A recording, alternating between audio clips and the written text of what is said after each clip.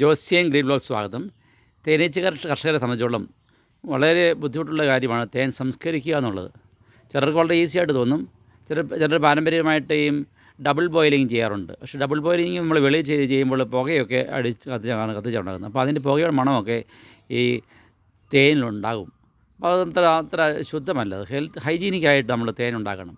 അപ്പോൾ അതിന് പകരമായിട്ടിപ്പോൾ ഈ ഹോർട്ടിക്കോപ്പിലൊക്കെ കൊണ്ടുപോയി ആൾക്കാർ തേൻ സംസ്കരിക്കുന്നുണ്ട്. അത് നല്ലൊരു മാർഗ്ഗമാണ്. അത് വാക്യൂം ക്ലീനിങ് മെത്തേഡാണ് ഉപയോഗിക്കുന്നത്. അതിനുപരിയായി ഇപ്പോൾ വെയിലത്ത് വെച്ചും തേനെ സംസ്കരിക്കാമെന്നൊരു നമ്മുടെ സുഹൃത്ത് ബിജു ജോസഫ് പറഞ്ഞിട്ടുണ്ട്. അത് ബിജു പിന്നെ ജലീൽ നാളിൽ നിന്നാണ് കടമെടുത്ത ആശയം. ഏതായാലും നല്ലൊരു മാർഗ്ഗമാണത്. നോക്കാം, അതിലേക്ക് ആ വീഡിയോയിലേക്ക് കടക്കാം. ആ വീഡിയോയിലേക്ക് കടക്കുന്നതിന് മുമ്പ് നമ്മുടെ വീഡിയോ നിങ്ങൾക്ക് ഇഷ്ടമാണെങ്കിൽ നിങ്ങൾ ലൈക്ക് ചെയ്യാനും ഷെയർ ചെയ്യാനും സബ്സ്ക്രൈബ് ചെയ്യാനും മറക്കരുത്. ബെല്ലെന്ന ഒരു അമർത്തുകയാണെങ്കിൽ എല്ലാ വീഡിയോ നിങ്ങൾക്ക് ലഭിക്കുന്നതാണ്. തേനീച്ച കൃഷിയെ പറ്റിയാണ് ഞാൻ കൂടുതലായിട്ടും വീഡിയോ ചെയ്യുന്നത്. അപ്പോൾ നമുക്ക് വീഡിയോയിലേക്ക് കടക്കാം. ഇത് കണ്ണൂരുള്ള ജലീൽ പറഞ്ഞ ഒരു പ്രോസസ്സിങ് യൂണിറ്റാണ്. ഇത് സ്റ്റീൽ ട്രേ ആണ്. സ്റ്റീൽ ട്രേ ഇതിനകത്തൊരു 50-60 കിലോ നമ്മൾ ഒരു 4-5 കനം വരെയുണ്ട്. നമുക്ക് 2-5 കനമാണെങ്കിൽ കുറച്ചുകൂടെ കൊഴുപ്പ് കിട്ടും. 4-5 കനം വരെയുണ്ട്. ഇതിനകത്ത് തേൻ ഒഴിച്ചു വെച്ചു. ഇത് അടിയിലൊരു ടാപ്പുണ്ട്. ആ ടാപ്പിൽ കൂടെയാണ് നമ്മൾ ഊറ്റിയെടുക്കുന്നത്.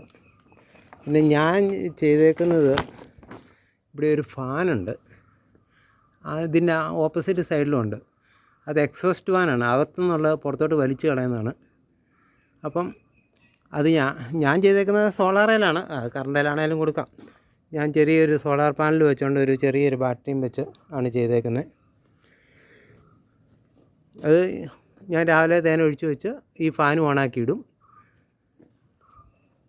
വൈകിട്ട് ഓഫാക്കുള്ളൂ. പിന്നെ വൈകുന്നേരം ഞാൻ ഈ സ്റ്റീൽ പാത്രത്തിലേക്കാണ് ആ തേൻ ഊറ്റി ഒരു 7 മണി 8 മണിയാകുമ്പം ഈ പാത്രത്തിലേക്ക് ഊറ്റി അടച്ചു വെക്കും.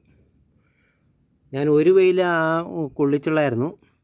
ഈ കഴിഞ്ഞ ദിവസം മഴ പെയ്തുകൊണ്ട് ചിലപ്പം 2 വെയിൽ കൊള്ളിക്കാമെന്ന് ഓർത്തുകൊണ്ടിരിക്കുന്നു.